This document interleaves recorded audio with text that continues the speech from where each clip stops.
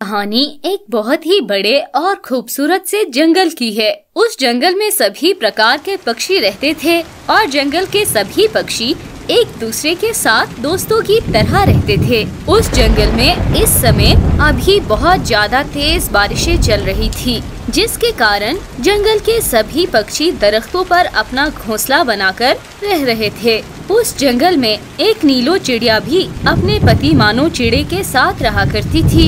एक दिन वे नीलो चिड़िया अपने पति मानो चिड़े से कहने लगती है, देखो मानो चिड़े, अगर हमने आज अपना कोई मजबूत सा लकड़ी का घर बना लिया होता तो आज हम इस जंगल में कितने आराम से अपने घर में रह रहे होते इस बारिश में। हमें इस तरह से बारिश में खुली छत में नहीं रहना पड़ता। लेकिन हाँ नीलो चिड़िया, अब तो देखो तुम्हारे अंडे भी रखे हुए हैं हमारे घोंसले में। मैं तो कहता हूँ कि अब इस पे ज्यादा बारिश ना पड़े, वरना तो काफी ज्यादा नुकसान हो जाएगा। हाँ मानो चिड़े, हमारी तरह तो और सारे जंगल के पक्षियों को भी बहुत ज्यादा नुकसान हुआ है इस बारिश की वजह से। नीलू चिड़िया और मानू कौवे के घोंसले के साथ ही कालू कौवे और रानी कौवी का घोंसला था, लेकिन उन दोनों का घोंसला जंगल के बाकी सारी पक्षियों से बहुत ज्यादा कमजोर था।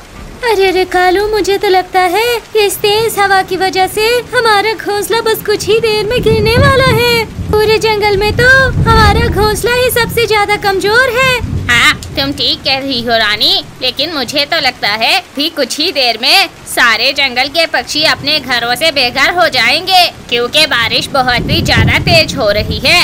हमारा ये कमजोर घोंसला तो क्या, पक्षियों के पक्के पक्के घोंसले भी गिरकर टूट जाएंगे।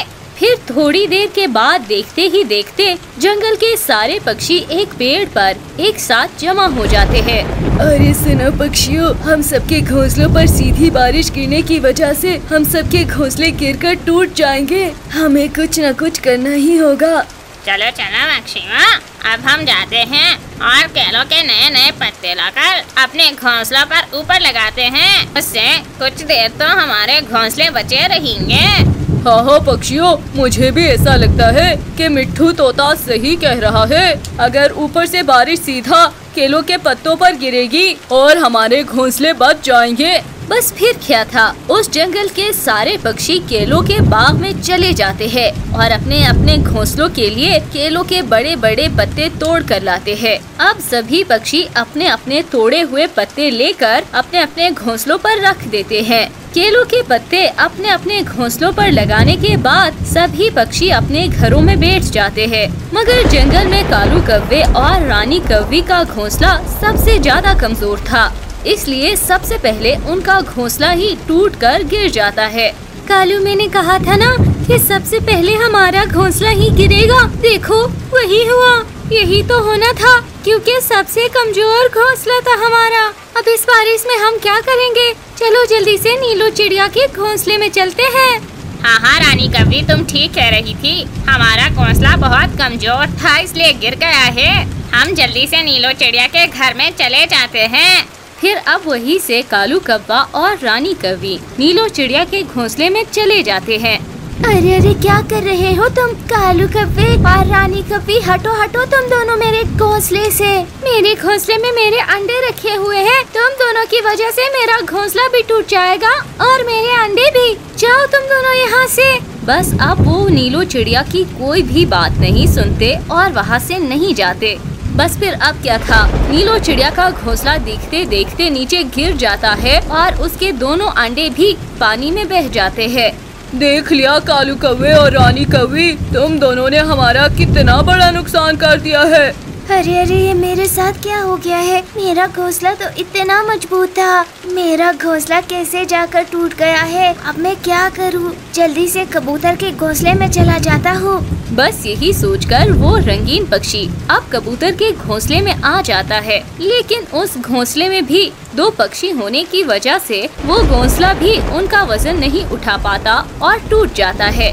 बस फिर अब इस तरह से सारे पक्षियों के घोंसले टूट जाते हैं और वो सब एक साथ आकर बैठ जाते हैं। अरे पक्षियों, ये आप सबको अचानक क्या हो गया है? आप सब दूसरे पक्षियों को क्यों परेशान कर रहे हो?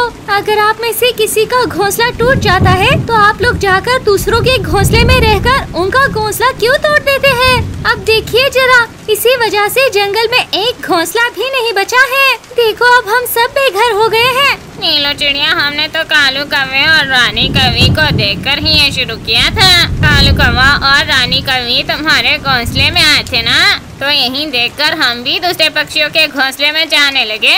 मैं भी इसीलिए दूसरे घोंसले में चला गया। अरे क्या मैंने थोड़ी ये सारे पक्षियों से कहा था कि मेरी तरह जाकर दूसरे पक्षियों के घरों के घोंसले तोड़ दे? अरे भाई देखो, अब लड़ने से कोई फायदा नहीं है। जो होना था वो तो हो चुका है ना। अब हम सबको मिलकर ये सोचना पड़ेगा कि अब हम इसका क्या हल निकाल सकते हैं। सुनो, अब हम सबको मिलकर इसी बारिश के अंदर ही घर बनाना पड़ेगा और सामान भी इसी बारिश में ढूंढना होगा। हाँ नीलो चिड़िया, तुम ठीक कह रही हो। अब हम सभी पक्षियों को मिलकर एक नया घर बनाना होगा ताकि हम उस घर में रह सके। हाँ तो चलो फिर चलो पक्षियों, हम सभी जंगल में जाकर घर के लिए सामान ढूंढ कर लाते हैं और फिर अपना घर बना लेते हैं। पक्षियों सुनो, अब हम सबको अलग अलग दिशा में जाकर सामान ढूंढना पड़ेगा ताकि हम जल्दी से बहुत सारा सामान जमा करके अपने रहने के लिए एक घर बना सके। बस फिर वे सभी पक्षी अलग अलग दिशाओं में जाकर लकड़ी का सामान ढूंढने लगते हैं। बस फिर अब क्या था, सारे पक्षी अलग अलग दिशाओं से कई ज्यादा लकड़ियों का सामान अपने घर बनाने के लिए लेकर आए थे। सुनो पक्षियों, देखा हम सब ने मिलकर काम किया तो हमें कितना सारा सामान मिला है। अब ऐसे ही हम सब मिलकर अपना घर बना लेते हैं जल्दी से, ताकि हम इस बारिश से बच सके।